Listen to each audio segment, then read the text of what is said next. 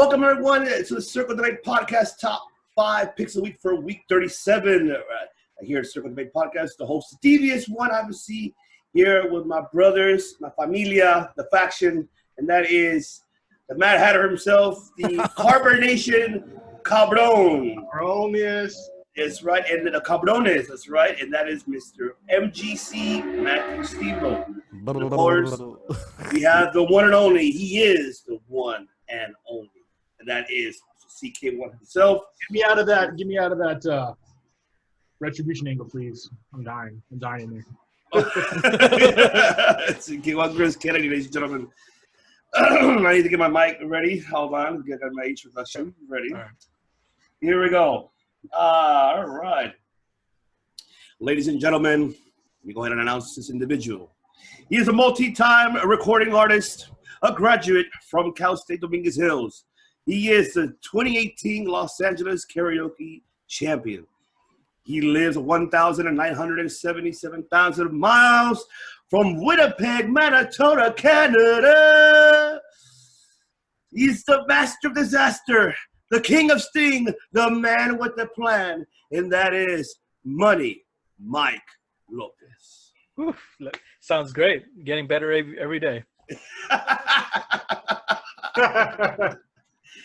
Okay, I'm getting better, and I just got to memorize it. It's kind of hard to memorize all that. Nice. All right, let's get this started off, gentlemen. So, yes, ladies and gentlemen, this is Week 37, our top 5, which if you saw the spin last week, it was for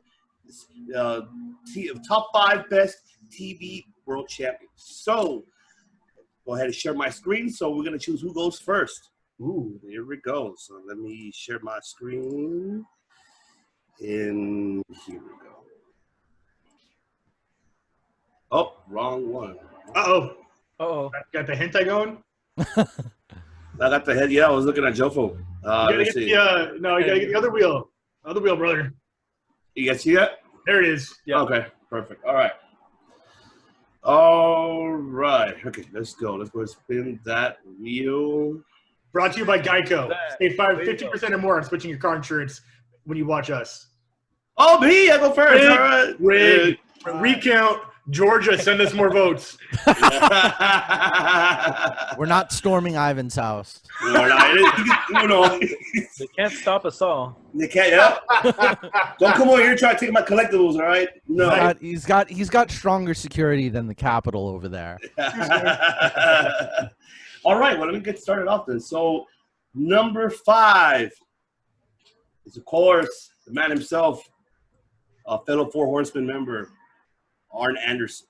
Nice. Enforcer time. The enforcer, Arn Anderson. You got to think about it, man. This guy was 248 days as World TV Weight Champion during the Crockett era of NWA, so World TV on TV Weight Champion.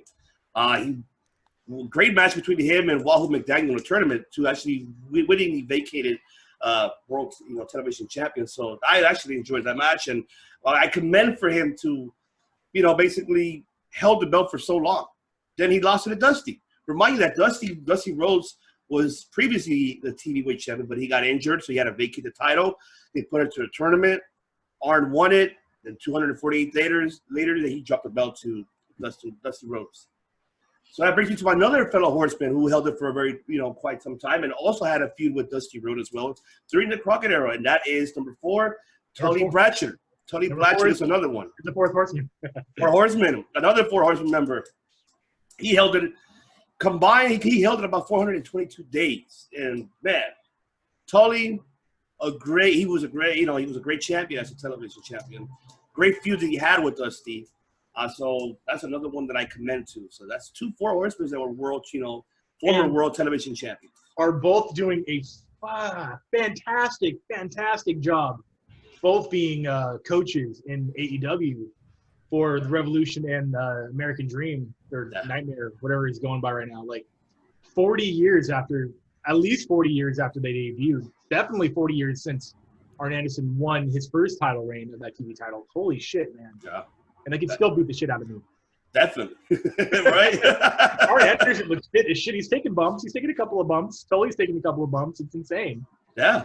I didn't expect Tully to take bumps in the ring. I'm like, he took Didn't he take like a spike pile driver? No, he did a spike pile driver. Oh, he did the too. spike pile driver. But Okay, yeah. Yeah. I know. It was him and I think FTR. he's taking something. Maybe he took a super kick from a buck or something like that. But yeah, he's definitely like mixing it up. Nuts. Definitely. That number 3 will be the Ayatollah of rock and roll, and that is Chris Jericho. That's another one that was a great television champion in WCW era, man. I loved it. Especially, oh my God, like his feuds that he had was incredible. As a television champion, Jericho is a GOAT. He's J-GOAT, J-GOAT, right? That's what we call him, J-GOAT. Yeah, the greatest Jericho of all time. Greatest Jericho of all time. That's right. And then my number 2, and this individual is very underrated.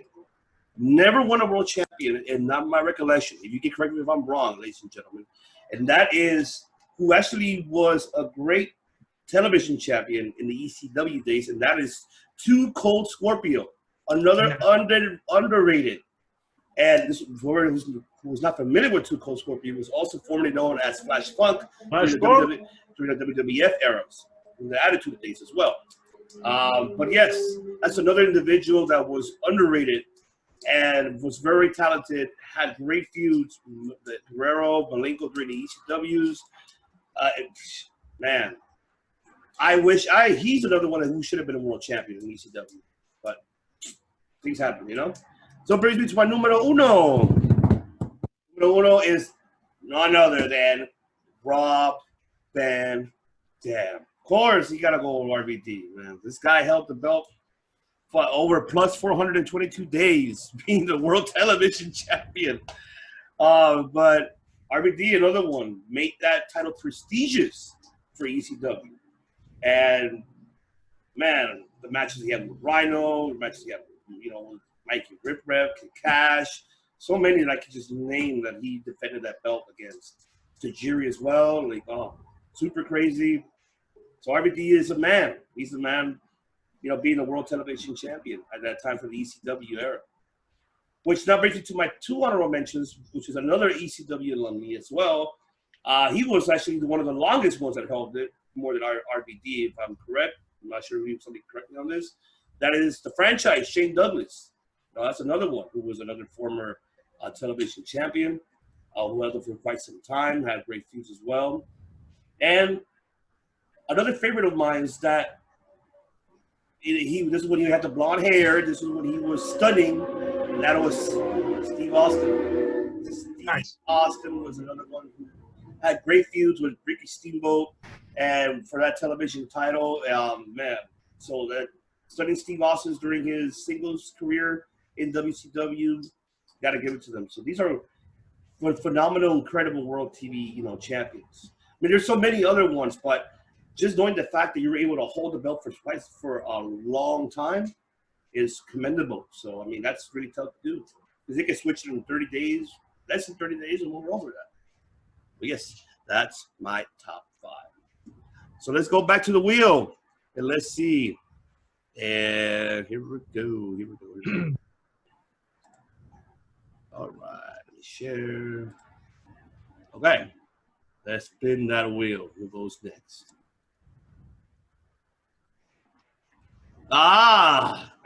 Shit. All right. The one and only. I'm ready. Go for it. All right, man. Number 5. This was his breakout title run. Pun intended.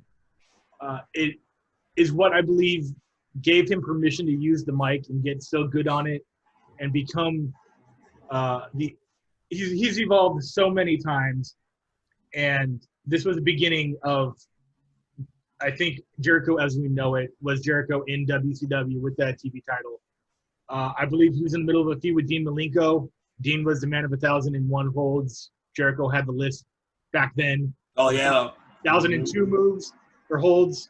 Man, this dude was just running roughshod on the mic. He was hilarious. I was glad they gave him that TV time. That's when I fell in love with Jericho. Just the evolution from the Lionheart into Y2J started with that title reign. Wasn't a very long title run. I think it was only about 100 days. Yep. That's pretty long. That's pretty much. It's like 3.5 months. I want you to want me. Yeah. The Ayatollah of rock and roll. He was just catchphrase king, man. And one of the only WCW guys to be essentially homegrown. I know he had a lot of experience before WCW, but he wasn't someone who was established coming over. He was coming up in WCW. I'm going to pull this down, make sure there's more light. There we go. Now you see me. Yeah. Cool. You can't see me? Yeah, Jericho is consistently my favorite wrestler in my opinion of all time, and that all started with that TV title reign in WCW. Number 4 is, man, I don't know if I want to put number 4. I might put him number. Fuck it, he's gonna be number 3. Steven Regal in WCW had it Yeah. twice, with a combination of like fucking 500 days across 2 title reigns. Yeah, it was insane. Lord Steven Regal. Lord Steven Regal, before he was buried with that man's man gimmick, which was just He's bad. a man. He's a man's man. How I remember him. He had the Regal stretch. He was a very slow, methodical hold wrestler, very British, not flashy. He came in, he got the job done, and he did it across 2 very lengthy title reigns in TV in WCW. He was a wrestling fan's wrestler. He wasn't a casual. He wasn't very lavish. He wasn't loud. He wasn't doing backflips. He just wrestled, And now doing what he does in NXT is awesome. I love that he's the figurehead. I think he has a lot to say in what happens in the Performance Center. Just great all-around asset to any promotion. That was 4. Number 3. Number 3 is going to be a guy that not a lot of you may have heard of. He's old school. His name is Paul Jones. His first title run, he had 3 title runs in NWA. His first one, he beat Ric Flair for it. His second one, I think he won it because it was vacated, and then he lost it in his 3rd reign to Ricky Steamboat, who is one of the greatest of all time. Just old school, before Arn Anderson's time, but very similar. Just a pioneer, especially in NWA back in the 70s and 80s, which now leads me to my number 3 is absolutely Arn Anderson. That was number 2. That was number 2? I went, sorry, number 2. Arn Anderson, man. 2 title reigns, 336 days, 336 days, sorry. His second title reign was when it converted from NWA to WCW TV title. So he was technically the last NWA champion and the first WCW TV champion. 4 horsemen or not, the guy can work. The guy was a powerhouse. He's still kicking today. Took me a long time to get around to liking Arn Anderson, just generally because he was lumped in with the good old boy clique, and I wasn't really a fan of that style of wrestling or personality. But I can absolutely appreciate the legacy he left behind and his impact on the world. Just American strong style, man. He just beat you up. That's all it was, plain and simple. Spinebusters. Matt is definitely saying something, but we can't hear him. Oh, Spinebusters. Yeah, the Spinebuster, man. That thing was – he still hits it today. Like, I think he hit it in the past year in AEW on someone. Oh, yeah. I was like, God damn, son. 79 years old or something like that, still putting people on the mat. Sorry if I'm way off on that. I didn't look it up. He's a Spinebuster me. He drinks some sort of like immortality potion. Yeah, really. And number 1 is absolutely the whole fucking show is Rob Van Dam. 2-year title reign. 2-year title reign. The guy could do it all. He was hilarious on the mic. Wasn't ashamed to smoke weed. If there was anybody who was an advocate for it being, I'd say, performance enhancing, it would be RVD. Yes. If you want to use the argument that weed makes you slower and lazier and a couch potato, you are ill-advised. Because this guy is doing things that not a lot of people have ever done, and he was doing them 20 years ago. Rob Van Dam and Michael Phelps should be on like a weed The advertisement. cover of Wheaties, but it's Weed Ease. Ease, not Wheaties. I just made that up. Yeah, RVD with the championship belt and Michael Phelps with the gold medals. Yeah. He never lost the title. He vacated it and shortly after beat Taz for the World Heavyweight title. No, that's not right. He beat Taz in Taz's goodbye match. That's what it was. Eventually went on to winning the World Heavyweight title, which was kind of an afterglow because ECW was on its way out anyways. But he brought prestige to that title. Shane Douglas had it before him, but no one really talks about that reign. It's all about RVD. You say TV title, you don't even have to mention the brand. You can just say TV title, and I just think RVD. RVD, yeah. Yeah. There's no – yeah, you have to think who else has held a TV title. And that's very true, yeah. It's completely synonymous, and the beginning of a great career, I mean, the middle of a great career, I'd say, and absolutely the best TV champion we're ever going to see. Yeah. I don't have any honorable mentions. Those guys were all as honorable as it gets. Awesome. I love it. All right. Let's go ahead and get this wheel back for the last person. And then, after that, then you're right after. So let me see. Yeah, right. Yes, sir. All right. Here we go. Spin that wheel.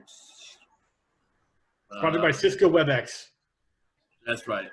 I don't know what they sell. Oh, here comes the money. Here we go. Money. Money. Or you can do the Shane McMahon. Here comes the money. Right. Here goes the money. Hey. So here we go. TV champions. Let's see. Number 5. I have Ricky the Dragon Steamboat. Ah, love it. I That's love right. Ricky so much, man. He was a high flyer, that pioneered a lot of moves, and in this title reign, he definitely was able to have some great matches. So I had to put him on this list. A true icon and a true legend, and one of the people that brought prestige to that title for sure. And showmanship too. He's one of the first to just have I don't want to say a gimmick, but fanfare. If Jesse Ventura had his thing, Ricky Steamboat had the headdress, he had the blow, the fire. It was just, as a 5-year-old kid, man, you were just like, that is your jam. Right, the Dragon for sure. Number 4, I have the Nature Boy, Ric Flair. This was I believe this was the first title he ever won, as far as in the national scene.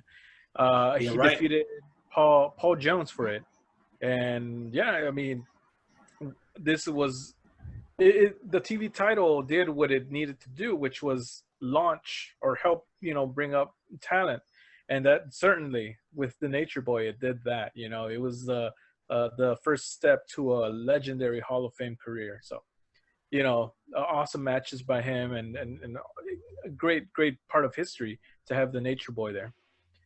Number 3, we have Dusty Rhodes. Oh, that's right. Yeah. That's right, baby. Yeah. That's right. The American Dream himself. He had this rivalry with the Horsemen, beating Tully Blanchard and Arn Anderson for the titles. I believe he had 3. Yes, 3. Yeah. Tres. See, even Glacier got involved and froze Mike through it. Like Glacier's like, man, why don't you mention me?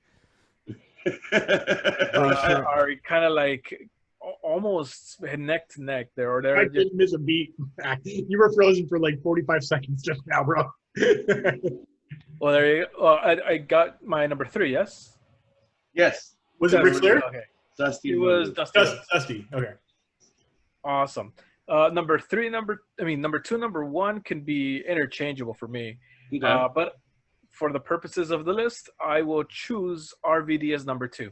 Ooh. Okay. Ooh, spicy. Again, interchangeable, but you have to choose, right? So number 2, RVD. It goes without saying, like how Chris was talking about. You say TV title and RVD pops up right there. If TV title was in the dictionary, picture of Rob Van Dam right next to it. That'll be beautiful. They do that. Imagine in the dictionary. The wrestling thesaurus. RVD for sure. And number 1, Jericho. For me, an entertaining pick. The longest reigns, probably not, but for me, watching Jericho with Ralphus, teasing I love Goldberg. Ralphus, man. Oh my God! Yes. Yeah. Security. The moss covered 3-handled family Gardunza. That was his secret finisher that he never debuted it. That was he's like, I have this new move. It's called the 3-handled moss covered family Gardunza.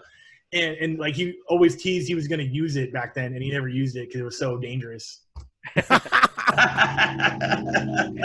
Yes, for me, when I think TV title, I think Jericho too. So Yeah. and which I chose him for the thumbnail. So there you go. There you go. All right. Do you have any 2 honorable mentions? No, I'll keep it at the 5. Keep it solid. Awesome. All right. Mr. MGC, the floor is yours. I had a heart attack and now I'm dead. No, I'm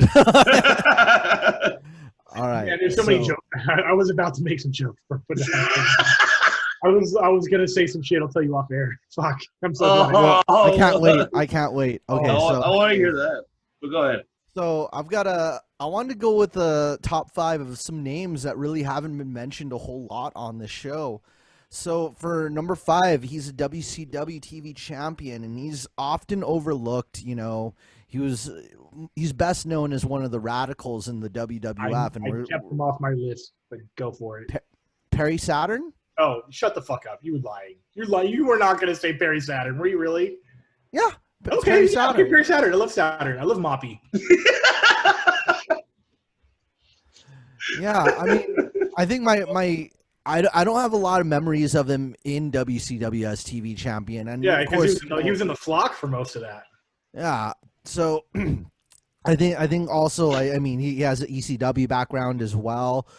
Perry Saturn, Eliminators with John Cronus, keep it coming. Mm-hmm. Tag team champions, that's a different list. But the Eliminators.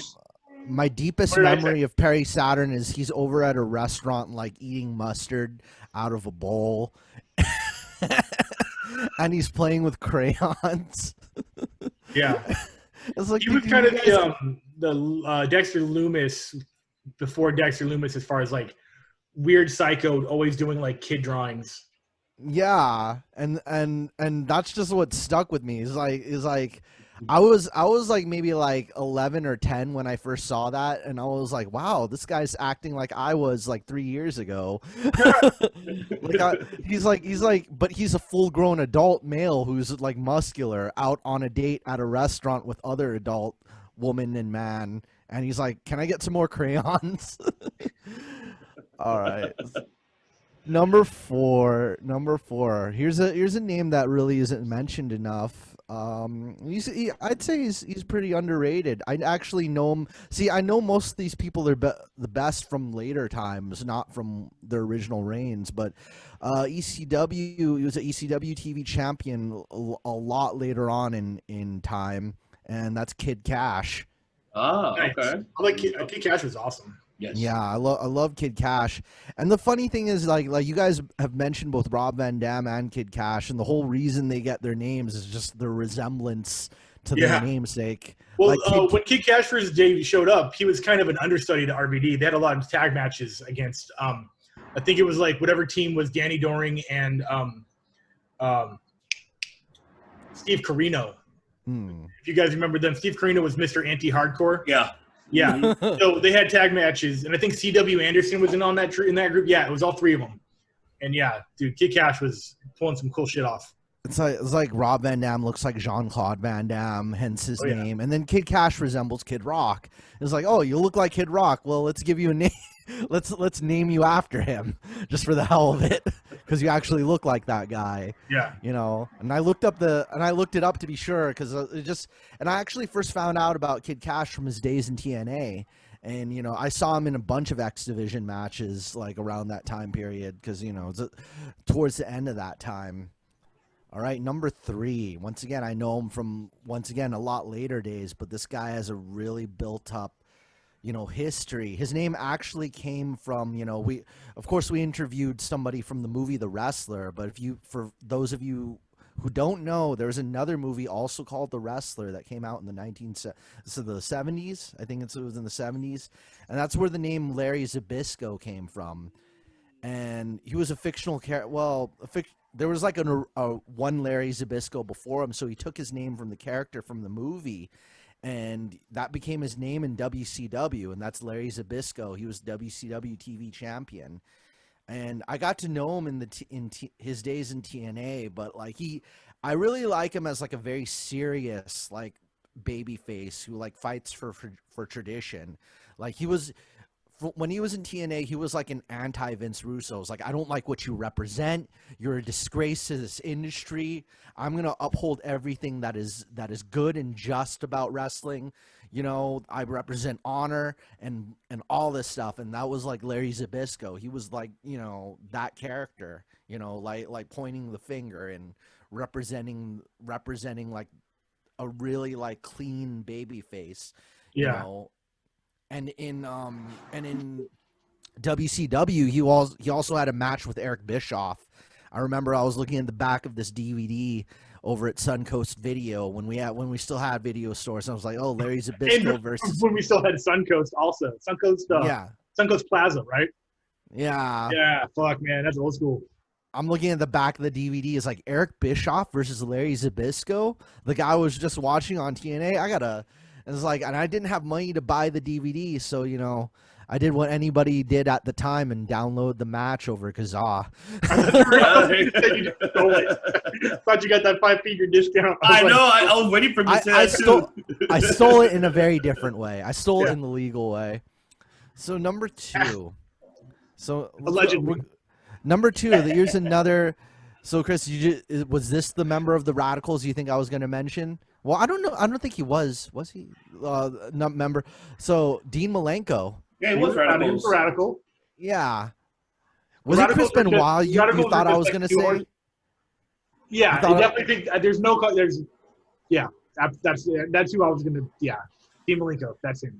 Yeah, Malenko and Perry Saturn were the two. Malenko was the other ECW TV champ, and of course, you know, the man of 1,000 holds, the technician of all technicians. I think I still need to go back. I should actually get around to watching Boris Malenko. Boris is his dad, right? Boris Malenko, correct? Yes. And I still to this day have not seen any Boris Malenko matches. Too, I believe. Yeah. It's gonna be hard to find it, but I don't know. That's a good. I mean, they do have like the black and white matches from like unless he only did like house shows specifically. Those are the ones that are like really tough to find. Yeah. But if he's ever done like TV tapings or stuff in territories in like the 70s or the 60s, because I mean they got wrestling from the 50s and 40s and 30s online. Yeah, so. Definitely. But Boris, yeah, I think Papa Mike's BFF Bruce Pritchard. Talks about him in his Something to Wrestle With podcast. So he's brother love. Yes. I love you. So my number one, as you could see, my background's directly related to my number 1 pick and former WCW TV champion Ultimo Dragon, and here's his promotion. That's my number 1 pick, and he's been TV champion twice. So from, let's see here, he won it off of he beat Lord Steve. We were talking about Lord Steven Regal. Yeah. He defeated Lord Steven Regal, and that's a match I need to watch. That'll be a clinic. I'm pretty sure that's study material. Ultimo Dragon versus Lord Steven Regal, and then also Ultimo Dragon versus Prince Ikea. Man, Prince Ikea is awesome. Yes. Yeah, so they're here on the list, and both of those matches happened in 1997, and that was a pretty good year. You know, I drank a lot of Coca-Cola, ate a lot of barbecue chicken, watched a lot of Power Rangers. That's right. Yeah, man, that's 97, and that year would have been taken to another level. I think I went to Wango Tango that year and saw NSYNC. But wow, I forgot that was even a thing. Yeah, I saw and Mariah Carey and Will Smith. That year would have taken to another level if I watched that. If I saw that, getting jiggy with it. Yeah, if I saw that Ultimo Dragon versus Lord Steven Regal match, I could have gone to heaven that year. That took it to the next level. So I've got 2 honorable mentions. And my first honorable mention, that's Ring of Honor's Dragon Lee, the current TV champion. Oh yeah, Los Ingobernables. Oh yeah. That's right. Hiromu his match, he had what, 4 matches with Hiromu Takahashi. Are you asking us? You're the Yes. man. I'm asking you out. He had a lot of matches with that guy. He had a lot of matches with Hiromu. I think it's about 4. Yeah, I'm correct. and just any one of them is like Match just of the year. insane. Yeah, that's those matches is what put the junior heavyweight title on a very high pedestal. Just some people say the New Japan junior heavyweight title is worth more than a lot of just world heavyweight championships and promotions. That's how prestigious it is at this point. And then my number 1 honorable mention, here's a name that we rarely mention, especially because there's 3 different versions of him, and that is Mr. Wrestling 1 from 1976. Shit. He had a mask, right? Yeah. Wrestling Fuck 1. yeah, the dude, white I mask. remember that. We got Mr. Wrestling 1, Mr. Wrestling 2, and then there's Mr. Wrestling 3. Yeah. Yeah, dude. Holy shit, I can't believe I pulled that. I mean, good on you for knowing that. I'm impressed I remembered that. Wow, Holy impressive. shit. I forgot all about that guy, though. Holy shit, yeah, mask and everything. Hell yeah. Mr. Wrestling, I think the second one was his name was Johnny Walker, the second one. So I think all I gotta do is think about Johnny the whiskey. Walker, yep. I almost the one I'm talking about isn't Johnny Walker though. Mr. Wrestling 1, who was There was oh wow, Steve Carino, who we just talked about a minute ago, was number 3. Holy shit. Oh, wow, I did not know that. I didn't know that either. That's insane. well, Vince Russo is also one of them, but That doesn't count. That doesn't count.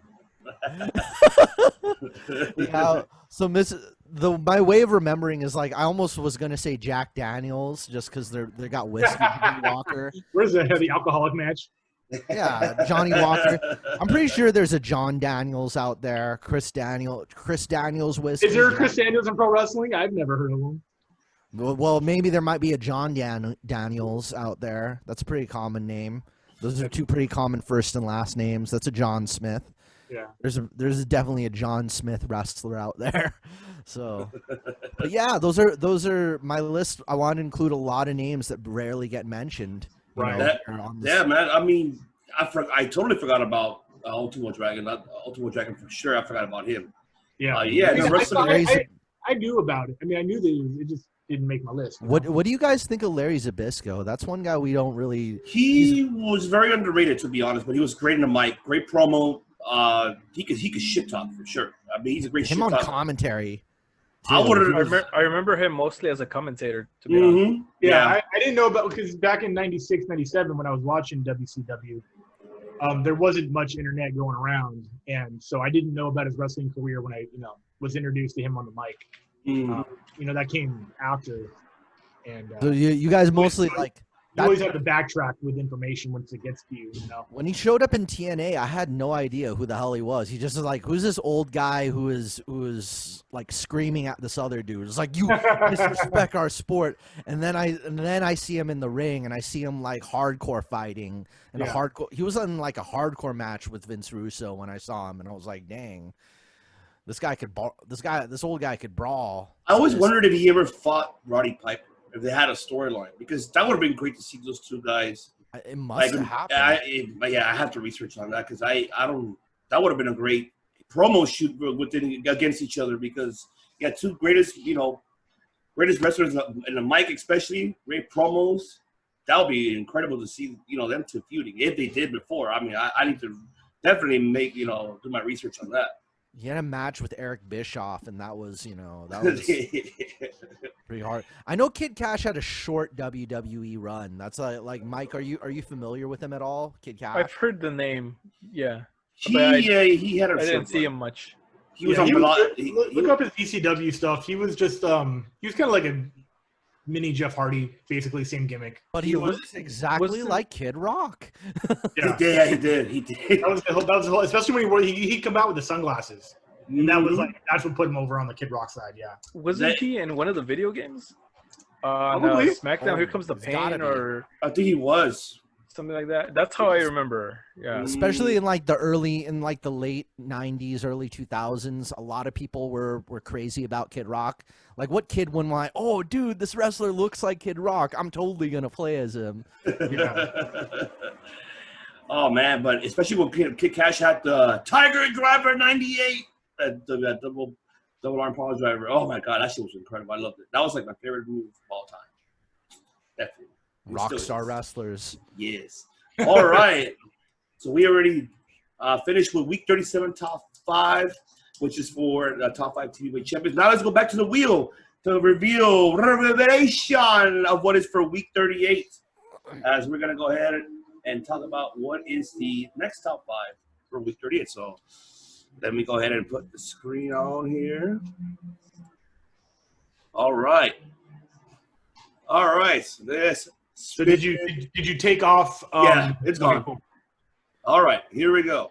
Ooh, Spin that wheel. What is next for us next week? U.S. champs, maybe.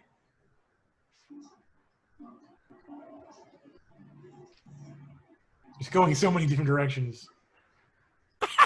Worst matches ever. Holy This shit, is bro. gonna be so awesome. This is gonna be our best episode ever. We need to blow this the fuck up. Oh my god. This is gonna be insanity. Oh, Here, man. just to give you guys more material, if you guys want to watch some DDT matches for some really stupid crap, you know, like any match for the Iron Man Super Heavy Metal Weight Championship. Like, I know there was a match where a napkin holder won the championship or something. Of course it like did. that. You know Jim Cornette would love to join us on the top 5 for this one. He has probably over 1,000. I mean, Okay. over 100. Yeah, I was gonna say here's Jim Cornette on that episode. So, it's gonna be the last 25 years is the entire list. These fucking guys at the drive-thru come in here, they think they can just walk in off the street, get a contract, Tony Khan sucks their dick. Jim Cornette knows 25 years is the entire list. Motherfucker. It's Oh gonna my be- god. It's gonna be, yeah. I'm looking forward for that. This is wow. It's gonna be brutal. It's gonna be a brutal one. Oh my god.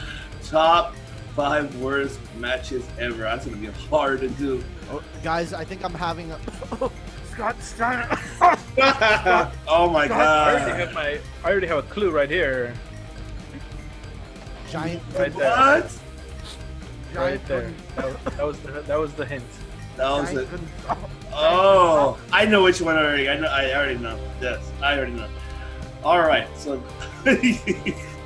but yes, thank you so much, ladies and gentlemen, for tuning in for the top 5 picks for week 37. As you already saw, for next Sunday is for week 38. 5 worst matches ever. So we're looking forward to speak about that. But once again, if you guys have any top 5 ideas you would love us to do that we can add to this spin the wheel, comment right below. Let us know. Or if you want to join us to one of them, we will glad enough to have you on. We just opened up a Facebook group, which we interact with every fan that joins. So come in on that, talk to us, let us know what you want. Follow us on the Instagram, man. We're doing our best to just get our ears into our mouths into your ears. That sounds good. I'm never gonna. Don't write that down. And one of the things I want to let you guys know is you send me a bag of onions. Just Why a bag of onions? I'm gonna send you Judy Bagwell. send me Judy Bagwell with a bag of onions and a Oh, forklift. Jesus Christ.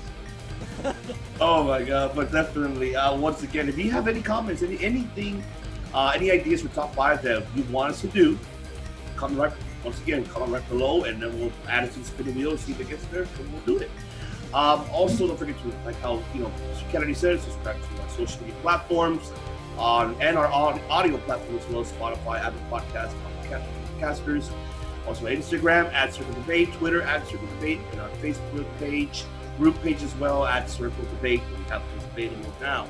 And don't forget to also tune in this Tuesday as well. We have our special UFC episode with Championship on the Line podcast and another friend of ours, our brother Ryan, the Chosen One Peters, to be joining us too on that episode as we discuss about UFC 257, the upcoming pay-per-view on Saturday, January the 23rd. So make sure you tune for that. As the CK1 himself, brings the knowledge to the MMA world. I do what I can. Yep, and Matt and I were just moderating, so you'll enjoy that most definitely. And also, do not forget as well our episode coming up this Friday for episode 48. We'll discuss about the results of what will happen on Impact Hard to Kill. And, this coming up, AEW Dynamite and NXT and much more. Our 3-part episode will be, because we have programs to as well. And our honorary guest we're going to have this Saturday as well coming up. And that will be the Black Dynamite himself, and that is Jeremy Proctor. We'll be having him on the show as well as we conduct an interview with him and him speaking to us about his journey, how it all began with, independent circuit in Canada and his FCW tryout developmental and much more. So make sure you guys tune in for that. So once again, ladies and gentlemen, we thank you for tuning in, for watching. This is your host, Stevie from Ivan C, with the Mad Hatter himself, MGC, the Carbonation Cabron, Los Cabrones. Yeah, there you go. The Cabron Maker. That is MGC, Matthew Steamboat. And of course, the one and only, it should have been him, CQ1, Chris Kennedy, because he's ain't too sweet. And then I gotta make the outro again in case you guys don't know. In case they missed it, they came late. Yes. Gotta. Yes. In case you guys missed it, so I have to go ahead and do the outro. Sure. Yeah. All right, here we go. But ladies and gentlemen, he is a multi-time recording artist, a graduate from Cal State Dominguez Hills, the 2018 Los Angeles Karaoke World Champion. He lives 1,977,000 miles from Winnipeg, Minnesota, Canada. That is the Master Disaster, the King of Sting, the man with the plan. That is Money Mike. Good night, everybody. Thank you. Good night. And we'll see you on Tuesday for the UFC episode. And also we'll see you on Friday. Thank you for tuning in.